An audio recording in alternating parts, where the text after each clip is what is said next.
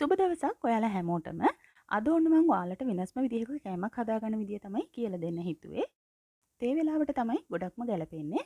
බඩත් පිරෙනවා පොඩි කෑල්ලක් කෑවත්. දේසියට කඩෙන් ගෙනත් කන කේක් වර්ග වලට වඩා රසගුණ පිරි කුරක්කන් වලින් හදාගන්න පුළුවන් කේක් වගේම රස කෑමක් හදාගන්න විදිය තමයි ඔන්න මම අද ඔයාලට කියලා දෙන්නේ.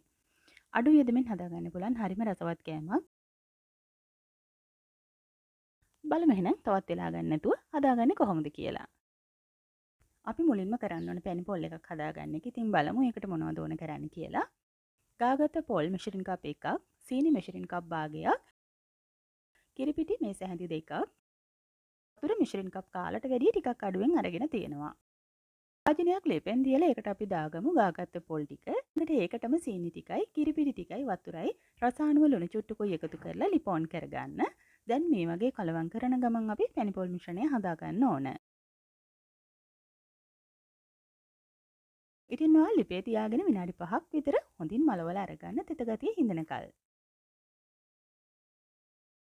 ඊළඟට ඉඩ තියෙන භාජනයකට ගාගත්ත පොල් වලින් මෙෂරින් කප් භාගයක්, කුරක්කම් මෙෂරින් කප් දෙකක්, සීනි මෙෂරින් කප් කාලක්, පාන් පිටි මේස හැඳි 3ක්, රසායනික ලුණු චුට්ටක්, බේකින් පවුඩර් භාගයක් දාලා හොඳින් අපි මේක මිශ්‍ර කරගන්න ඕන.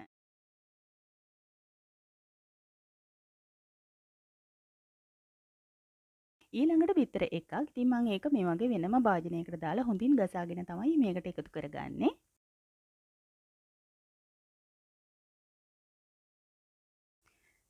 ඊළඟට නැවුම් කිරි. එහෙමත් නැත්නම් ඔයාලට මෙතනදී පොල් කිරි උනත් අරගන්න පුළුවන්. මිලිලීටර 125ක් අරගන්න. මම මෙතනදී අරගෙන තියෙන්නේ ෆ්‍රෙෂ් මිල්ක්. කිරි ටික ටික එකතු කරන ගමන් අපි මේ වගේ මිශ්‍රණය අනා ගන්න ඕනේ. ඉතින් ගොඩාක්ම දියාරු නැති බැටර් එකක් තමයි අපි මෙතනදී හදා ගන්න ඕන. මෙන්න මේ වගේ. අපි අර හදාගන්න හැලප මිශ්‍රණයට වඩා පොඩ්ඩක් තෙත ගතියට තියෙන්න ඕන. ඊළඟට ඔයාලට කැමති හැඩයක භාජනයක් අරගන්න පුළුවන් මේ කේක් එක හදාගන්න. ඉතින් මං ගත්තේ මෙන්න මේ පොඩි ට්‍රේ එක. අඟල් 7යි මේක.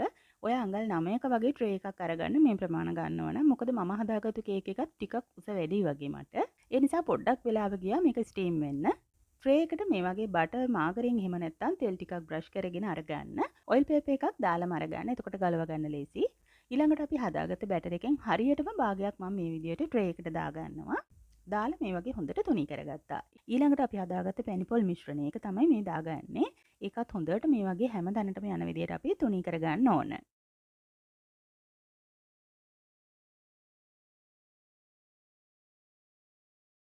ඊට පස්සේ බැටර් එකේ ඉතිරි ටිකත් මේ වගේ උඩට දාලා අපි තුනී කරගන්න ඕන කලින් විදිහටම. ඔක්කොම දාගත්තට පස්සේ පොඩ්ඩක් මේ වගේ ටැප් කරලා ගන්න. එතකොට එක ගානකට සෙට් වෙනවා.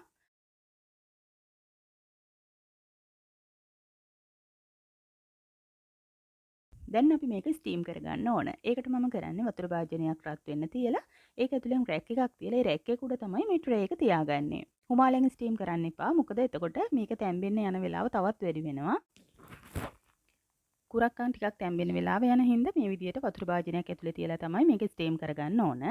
මීට වඩා ටිකක් ලොකු ට්‍රේ එකක් අරගෙන තුනියට හදාගන්න වෙනවා. ඔයාලට විනාඩි 35ක් 40ක් වගේ කාලෙකදී මේක ස්ටීම් කරගන්න පුළුවන්. මගේ එක ඝනකම වැඩි වුණු හින්දා මට පැයක් විතර ඕන වුණා මේක ස්ටීම් වෙන්න. හවස තේ වෙලාවට එන පොඩි බඩගින්නට කන්න පුළුවන් විදිහට රස කෑමක් තමයි ඔන්න මම අද හදාගන්න කියලා දුන්නේ. රස වගේම තමයි මේක හරිම ගුණයි. මොකද කුරක්කන් පිටි වලින් හදලා තියෙන්නේ. ඉතින් මේක හදද්දි පිටි මිශ්‍රණයට එකතු කරන සීනි ප්‍රමාණය ගැන ඔයාලට දෙයක් කියන්න ඕන. අවශ්‍ය නම් ඔයාලට මේ දාන සීනි ප්‍රමාණය අඩු කරගන්න පුළුවන්. එහෙම නැත්නම් සීනි නොදා හදාගන්නත් පුළුවන්. හදලම බලන්න ඉතින් ඔයාත් මේක ඇත්තටම ගොඩක් රස කෑමක්.